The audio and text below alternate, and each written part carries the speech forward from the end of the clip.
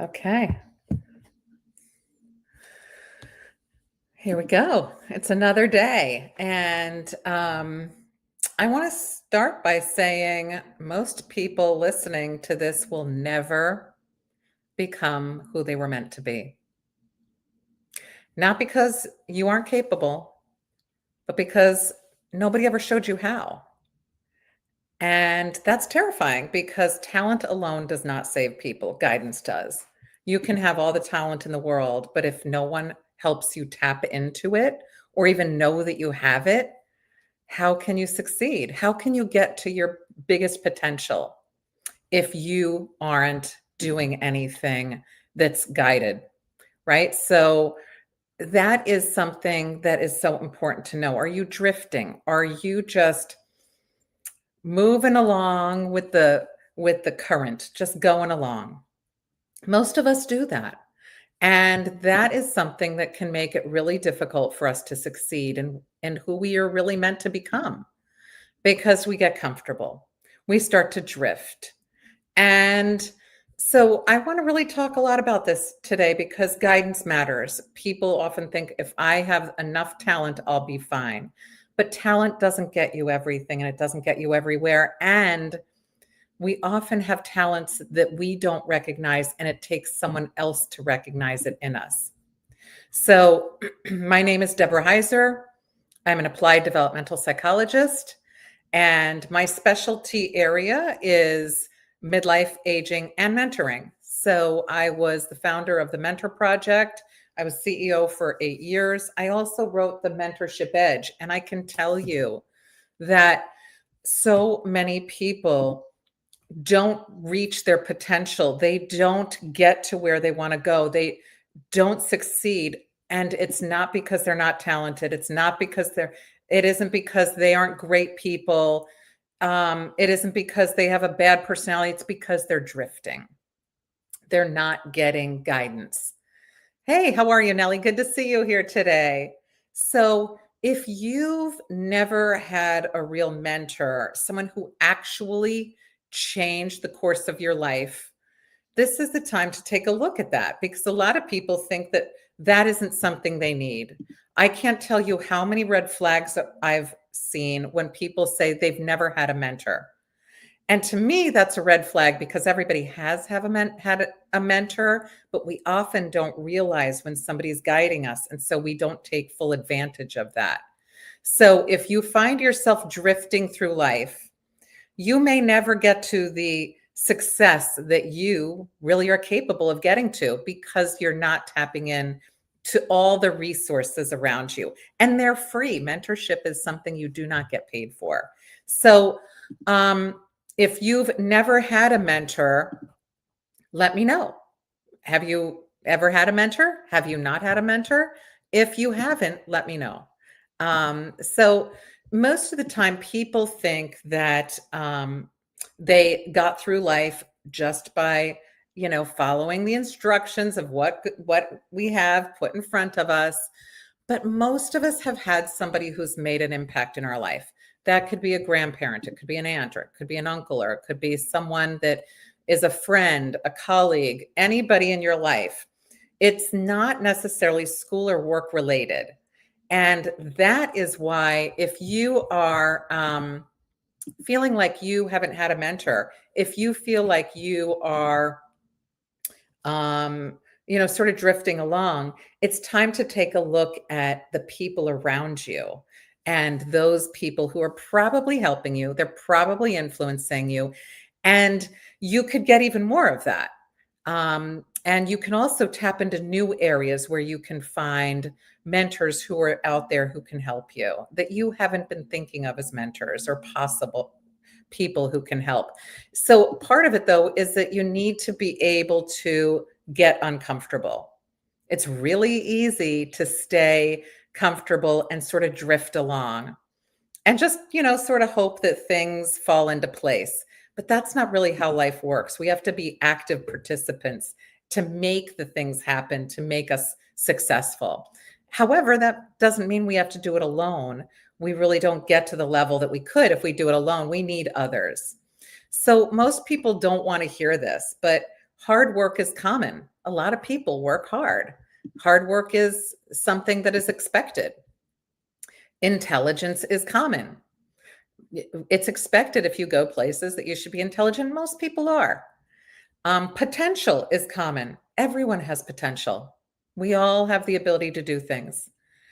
But guidance, tapping into guidance is rare. And as the CEO of the Mentor Project for 8 years, I saw this. I would see people say, I've got this. I don't want to ask for help. I don't want to reach out to somebody. I don't want to have to follow somebody else's guidance. I want to do it on my own so I can feel like I did it all on my own. I want to feel like I didn't need help, because most of us are told that we need to do things on our own in order to really get credit for it. But we don't really do anything on our own if we really think about it. You know, you were raised by people, you have people who are in your life, friends, family, were influenced by everybody. And so when we think about all of these things, I'm going to work really hard, that's going to get me to where I want to be. If we say I'm smart, I can figure it out. If we say I've got potential here, it's going to work. But you try to do it yourself, you're not going to get there. Or you might get part the way, but you're not going to get all the way there. And let me give you some examples of how this looks. You know, there was Steve Jobs, who was working at Atari, and his boss was Al Alcorn. And they had not come out with Breakout, the first video game, yet. And Steve Jobs was given the task of doing the programming and engineering work for that first video game. And he told his boss, hey, yeah, I know what I'm doing. And there aren't many people who would argue with him being intelligent, having potential, and having the ability to work hard. He had all of those. But he thought to himself, I'm going to do it alone. I'm going to do this. I'm going to tell my boss I don't need any help. And so he did. He told his boss, I don't need any help. And he wasn't making the progress that he wanted to make. And then one day the boss came in and he said, listen, this needs to be done right away. There's a deadline for this, and our whole company could go under if you don't actually get this done. Can you do it? And Steve said, I can do it. I told you I can do it. I'm going to get it done. But what Steve did was he called his friend, Steve Wozniak, and he said, hey, Steve, can you help me out? I have a project to do. I got as far as I can. Can you help me with this and maybe give me some guidance? And so Steve, being his good friend, he said, sure, I'll come over. I'll help you after work. So he came over after work. No one was there. It was just Steve, and they worked into the night on this project, and they started to make progress. And then Steve Wozniak came back day after day after work when nobody was there and kept helping him. He was guiding Steve because Steve was his friend. Now, Steve Jobs couldn't have finished it, but with Steve Wozniak there, they finished this project early. And that's how that first video game Breakout became the first video game Breakout that was by Atari. So this is something that most people think, well, you know, I can go it alone. We can't. All the people who've done great things, all of the big innovators, there's any garage project, Richard, is done by more than one person. So when we think of these big projects, people having a lot of success, we often will give them some kind of credit, like, well, they worked hard, they're smart, they had potential, but we all have that. It's the guidance that we need. We need to tap into our friends. Had Steve Jobs not tapped into his friend, Steve Wozniak, there would have been no Breakout. That game wouldn't exist. Video gaming would look very different today. So this was well before Apple, but if we think about it, we often turn to our friends, to our family when we need assistance. We don't think of them as really guiding us. We think, I'm in a panic, I need some help with something. And then we don't think to tap back into them or to utilize as many people as we possibly can to say, hey, I could use some help. Can you help me out? That guidance is rare for most people because we don't know how to tap into it. it's not like we're taught in school to go do this. We're taught to do things on our own, independently, without others helping us. So when we have talent, which we all do, and it doesn't have direction, it doesn't rise, it wanders. And that's how we end up drifting. We drift along, doing all right, but we don't reach our full potential because we have talent without direction. Um, this isn't failure, it's just drifting. Then you wake up though one day, maybe you're 35, 45, 60, and you wonder, you know, what happened? Why didn't I get to where I thought I'd get? You're not alone in thinking that. I've heard that from so many people that they think that people should be homeschooled. Um, I think, I'm not trashing the educational system at all. I'm just saying that most of us don't realize this. We don't realize that we really need to be working with others in order to be able to get to our biggest potential. Hey, McPlay GT, good to see you here. If you haven't checked out McPlay GT's new song, he's a musician, he's a songwriter. You should check it out. It's a good one. So anyway, we usually don't fail, but we drift. And this is super common. And I've seen this in midlife and later, that people get to a certain stage in life and they're like, wow, I didn't do as much as I thought I would do. I didn't accomplish as much as I thought I would. I thought I'd do more. And so they'll feel like a failure, even though they're not. And so one of the biggest things that we can do is to really, look at ourselves, where we are, and hey, could I do better? Could I do more? And just think of that. What is it that you want to accomplish? What do you want to do with your life? Is there something that you've dreamt about, but you didn't really think about, what you could do with it? So, motivation is super overrated it's not really, but we all put it out there. That word is overused. Motivation is really a feeling. We either feel motivated by money, that's an extrinsic motivator, or by something inside of us, an intrinsic motivator. Like if you like to read, or if you like to do puzzles or play sports, that's an intrinsic motivation. So what we need to do is to realize that we need structure, that we need to build systems that help us to get into more of our intrinsic motivation so that we can tap into that and do more of what we like.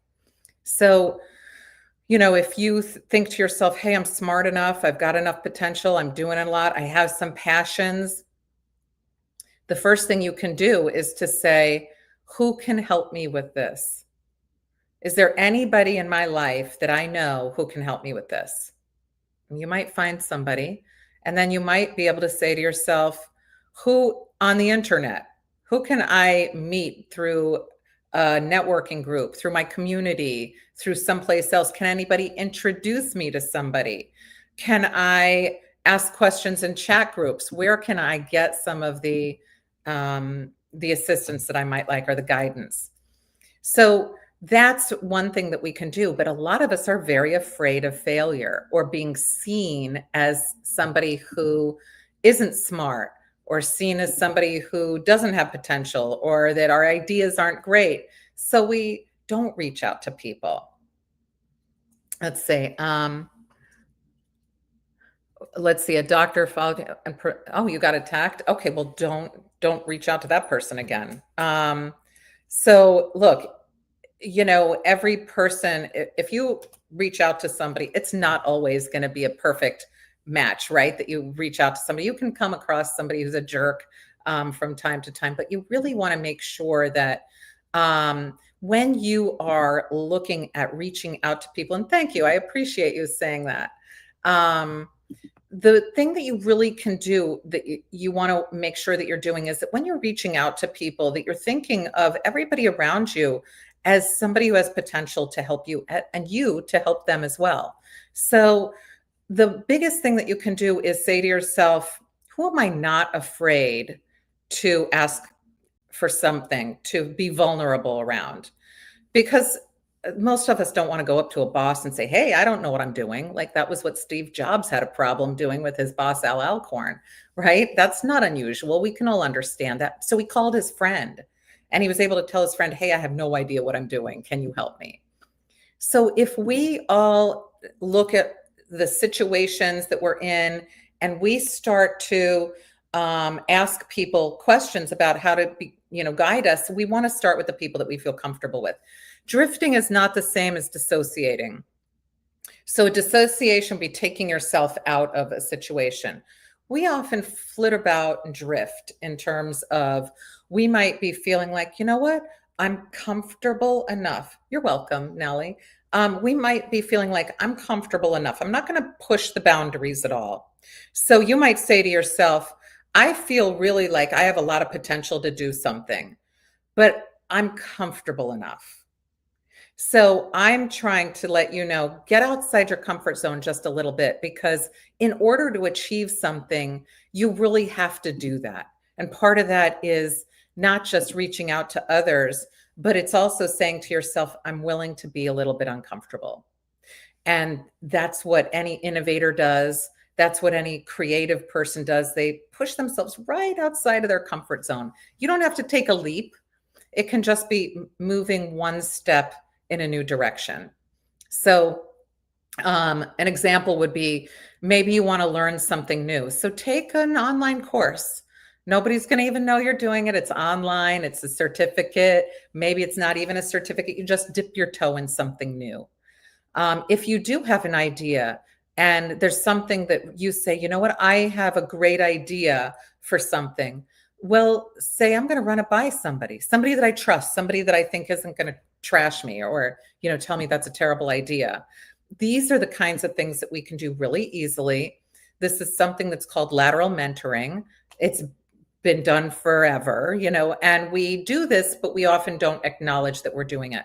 But when we have a safe space or safe person to ask help from, it makes it easy, like really easy to step outside the comfort zone because you have somebody there who's like, I'm going to hold your hand. I'm not going to let you fail.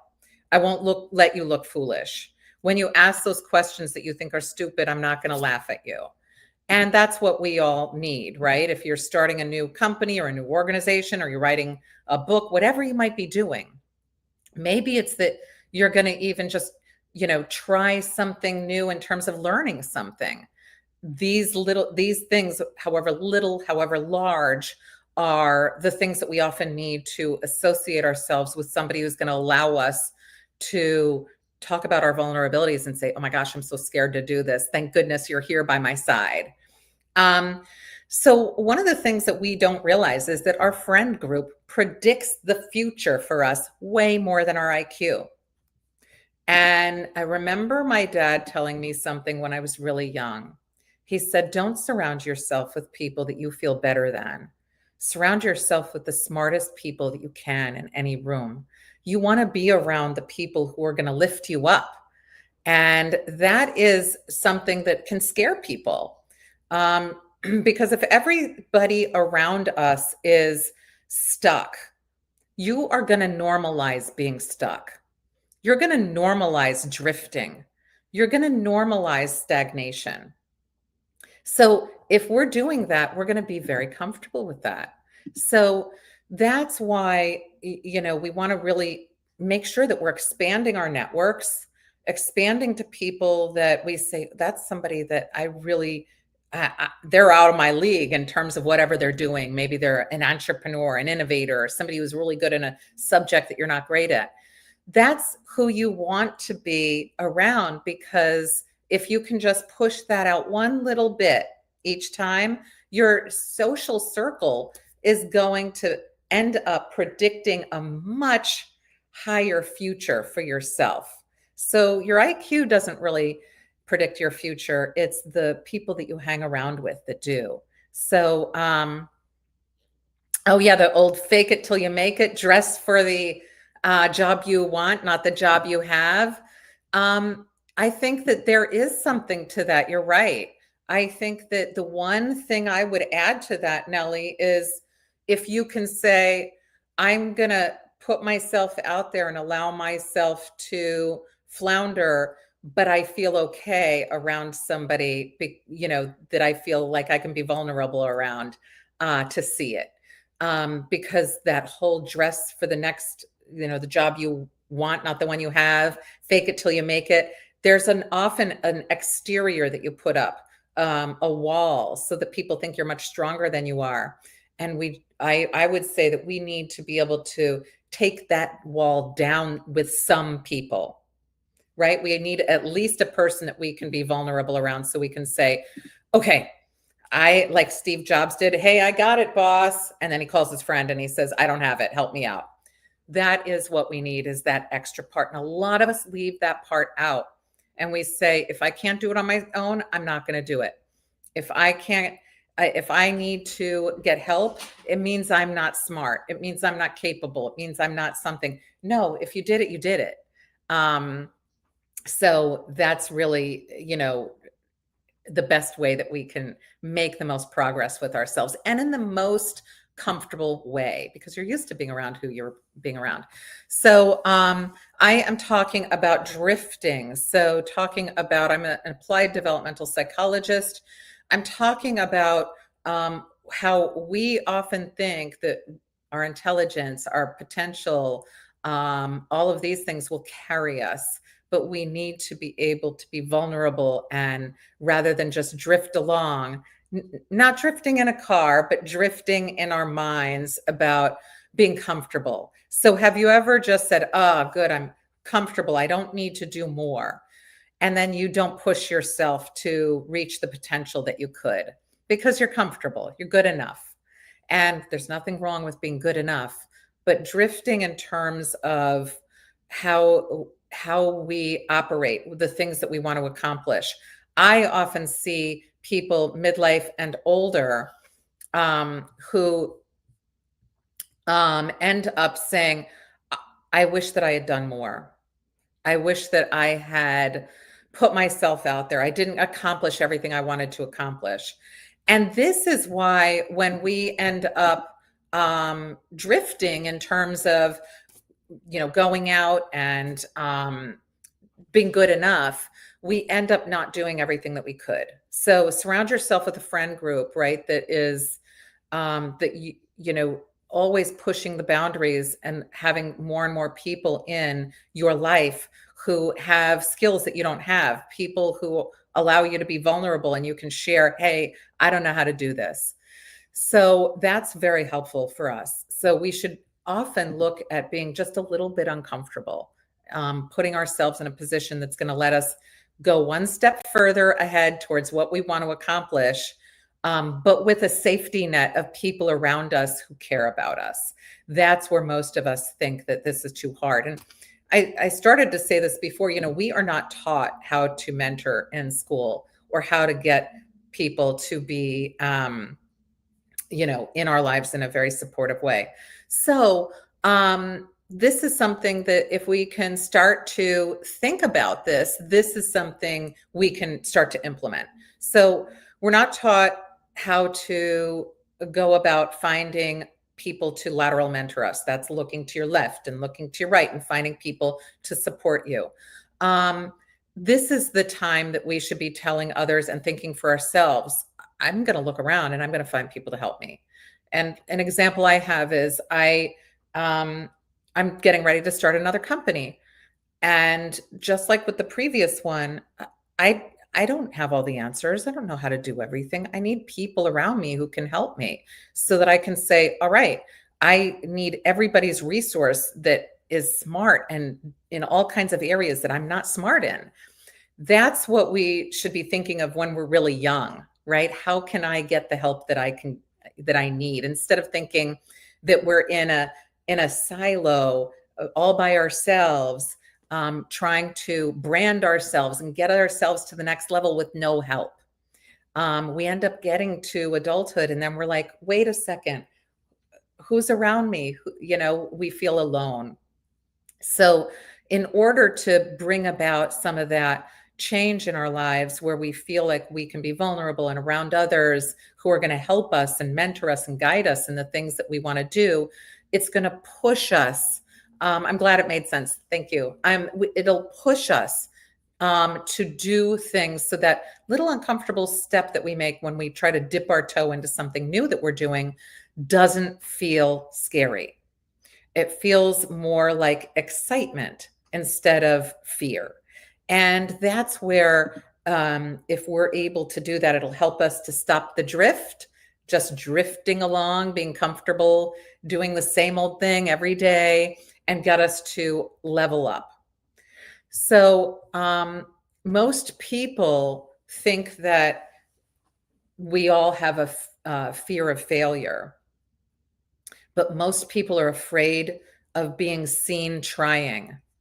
And what I mean by that is people are afraid to have people see them try, whatever their comments are going to be, whatever they're going to say to them, whatever they're going to think about them.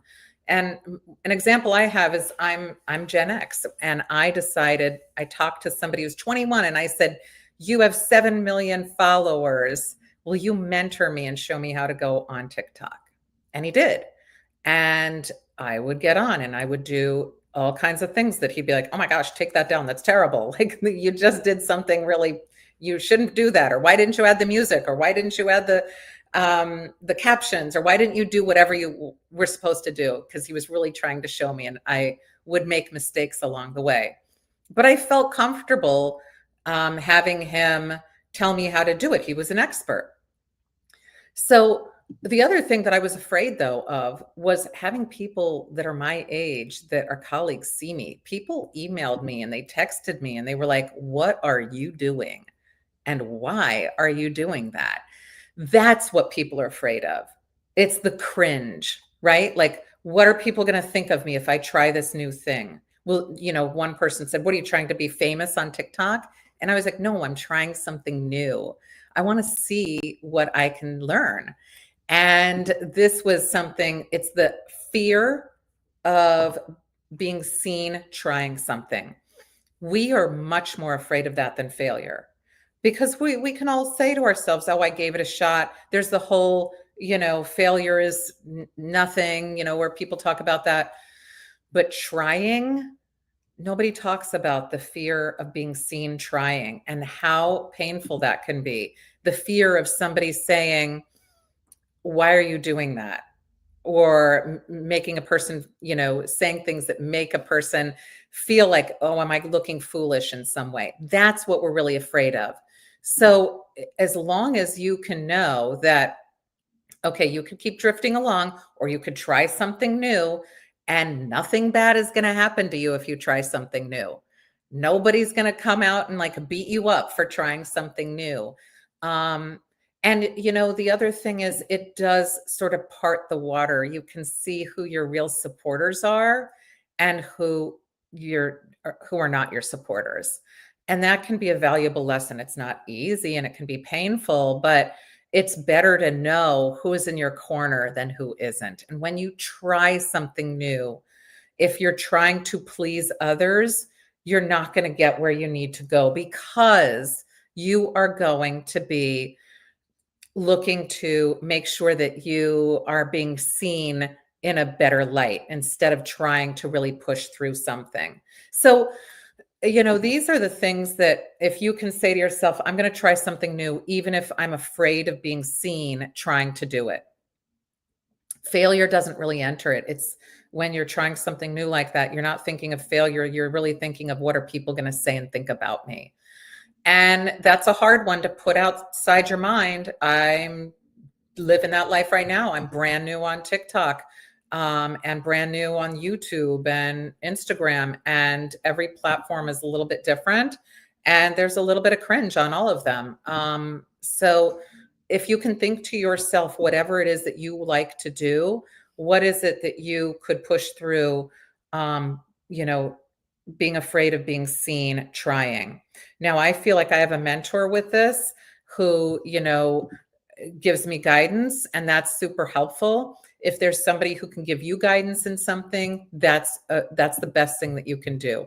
Whether that's somebody who's in your life and you know them, or it's somebody that you reach out to and say, "Hey, can you mentor me?"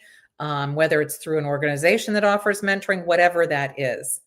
So Another thing that a lot of people don't like to hear when it comes to drifting is that um, if you're nice, you're going to avoid conflict. Avoiding conflict makes it so that you can't progress. You have to have conflict sometimes. And being nice has ruined more potential than laziness ever did. Growth requires that you have conflict sometimes, that you push through things, that you're not always nice, that you're not always trying to make somebody else happy. You have to sometimes make tough decisions. And that can be what makes people not want to stop drifting. They'll say, I'm just going to stay comfortable. I'm going to keep the peace. I'm going to just sort of relax a little bit and let myself just float on the lazy river of life. But again, being nice has ruined more potential than laziness ever did. So if you're nice, you're going to avoid conflict. If you're nice, you're going to try to appease those people that you would maybe not say, hey, I'm afraid of being seen, trying something. You might say, I don't want to have a conflict with somebody. If somebody talks to me about this, I don't want to be seen trying.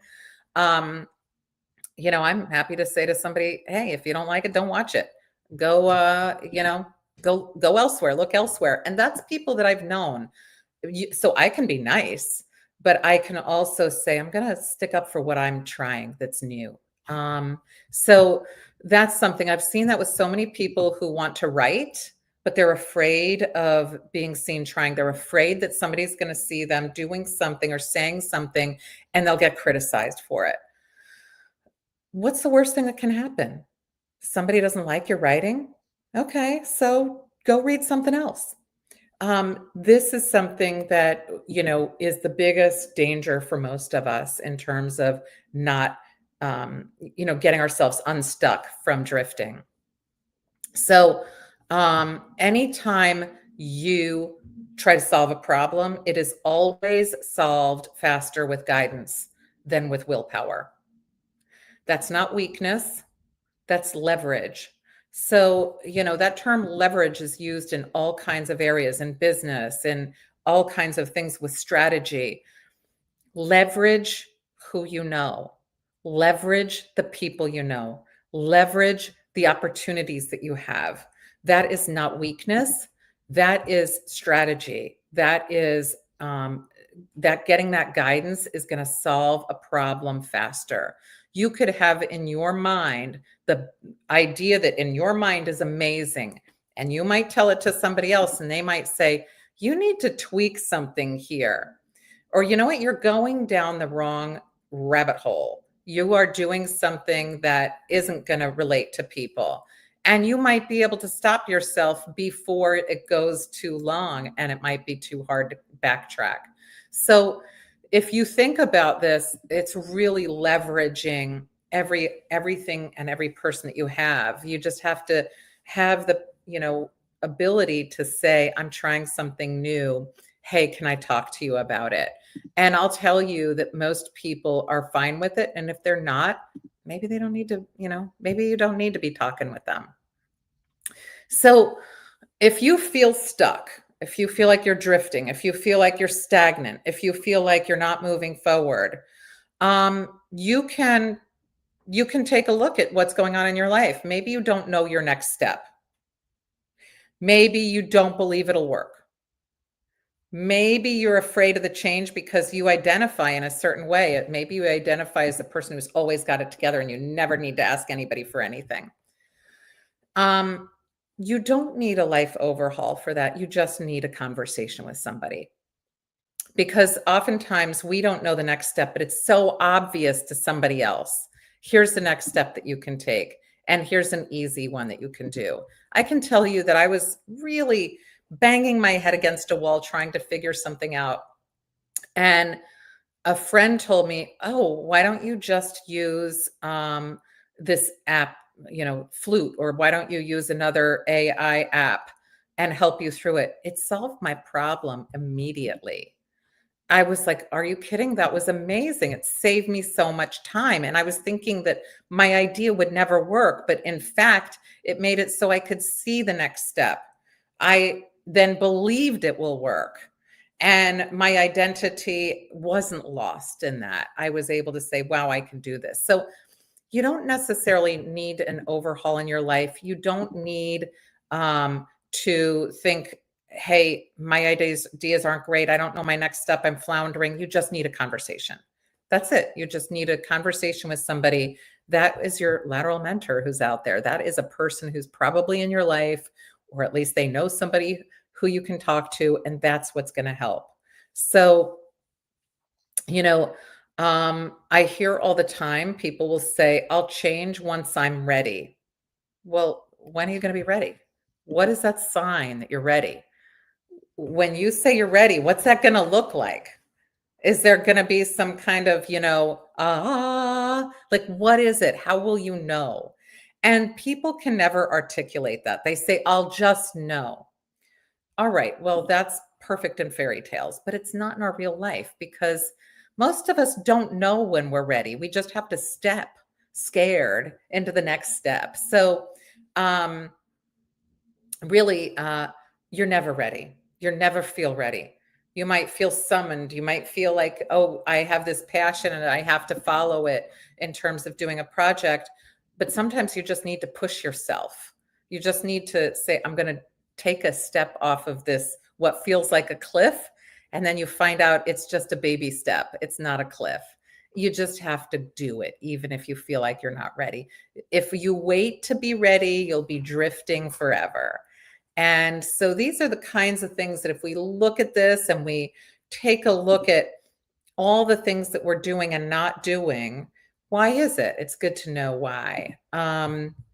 So, I hear also all the time for people who are in their 20s that they feel they're behind.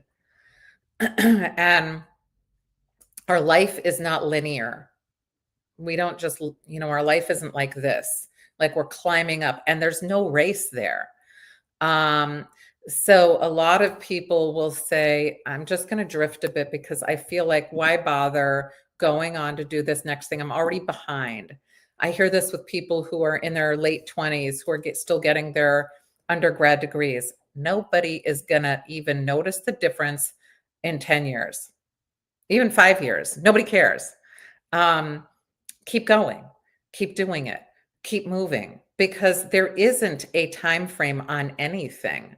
When you're 80, you're never going to sit and look back and say, oh, I took 2 extra years or 10 extra years to get my degree. No, you got your degree. That's all that matters in the end.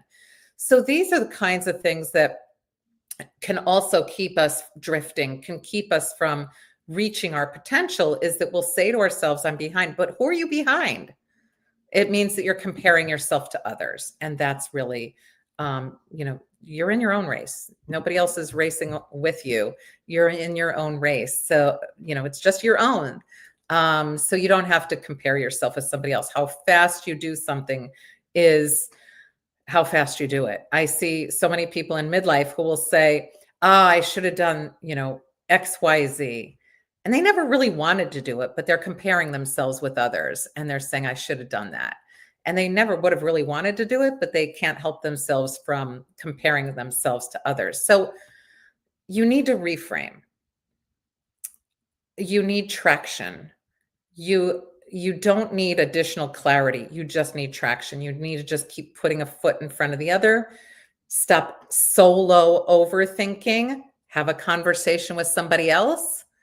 Don't fear exposure, being seen. Hold the hand of somebody else who's guiding you so you don't feel alone when you're going through things. So I hope that this is helpful for people. I will be back on again tomorrow, but hopefully you're not drifting. Hopefully you are out connecting with others. Have a great day.